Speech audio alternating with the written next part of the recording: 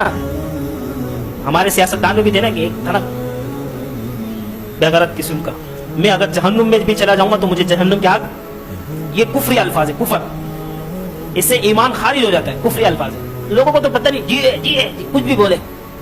وہ اچھا ہے، وہ حق بولتا ہے، حق بولنا یہ کمال نہیں ہے۔ وہ دیکھو وہ اللہ رسول کا پابند ہے کہ نہیں، وہ کہہ رہا کہ یہود و نصارہ کہہ رہے کہ اگر ہم جہنم میں بھی چلے جائیں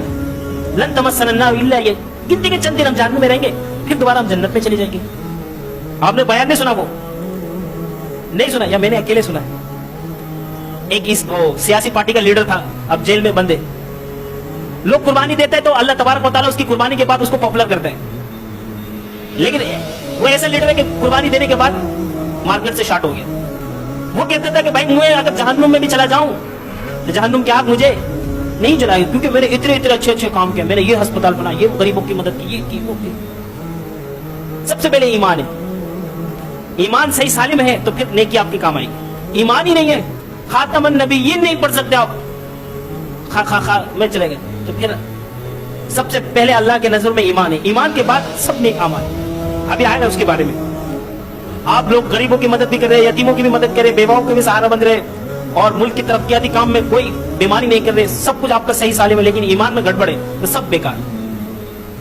لیکن آپ رشوت بھی لے رہے، گناہ بھی کر رہے، دھوکے بازی بھی کر رہے، لیکن آپ کا ایمان اللہ کے معاملے میں پختہ ہے، نبی صلی اللہ علیہ وسلم کی رسالت کے اوپر پختہ، کچھ بھی ہو جائے نبی صلی اللہ علیہ وسلم کی عزت پر، ناموس پر ہم قربان ہونے کے لیے تیار ہیں۔ ہماری اولاد، ہمارے بیوی، ہمارے بچے، ہمارے خاندان، ہمارے امہ، ہمارے مال و دولت، سب کچھ اللہ اس کے رسول کے لیے قربان ہو، چاہے اعمال میں آپ کتنے کمزور کیوں نہ ہو، جنت میں ضرور جائیں گے انشاءاللہ۔ وہ ایک نے کہا کہ بھائی یہ جو ہندو، سکھ، عیسائی یہ تو اتنے اچھے کام کرتے ہیں، ان کی نیکی کہاں جائے گی؟ سوال ہے نا، یہ غیر مسلم جو نیک کام کرتے ہیں، اتنی اچھائی بلائی پھیلاتے لوگوں کو، اور اتنے ادب سے ایکچولی برائے مہربانی اور ادب اور مہذب لہجے میں بات کرتے ہیں، اور پڑوسیوں کا بھی حق ادا کرتے ہیں۔ اور دیکھا ہوگا آپ نے آج کل غیر مسلم ہم سے زیادہ ایماندار ہیں، ایسا ہے کہ نہیں؟ تو ان کی نیکی کہاں جائے گی؟ فرماتے کہ ان کا نیکی کا بدلہ ان کو دنیا میں ہی دے دیا جائے گا، ان کا نیکی کا بدلہ دنیا میں ہی دے دیا جائے گا، ختم، بس دنیا سے لینا دینا، دنیا میں اچھا ہی کیا تو دنیا میں مل گیا، آخرت میں ان کا نہ لینا نہ دینا، اٹھا کے جہنم میں پھینکو۔ لیکن مسلمان کو اللہ تبارک و تعالیٰ آخرت میں اس کے لیے جمع کرتا ہے، اسی لیے وہ بار بار پریشان ہوتا ہے، کبھی گھریلو پریشانی، کبھی کام کاج نہیں ہے، کبھی جسم میں تھکاوٹ، پریشانی، بیماری، کبھی کہاں کبھی کیا، ہر وقت مصیبت میں، پریشانی میں الجھا ہوا ہے،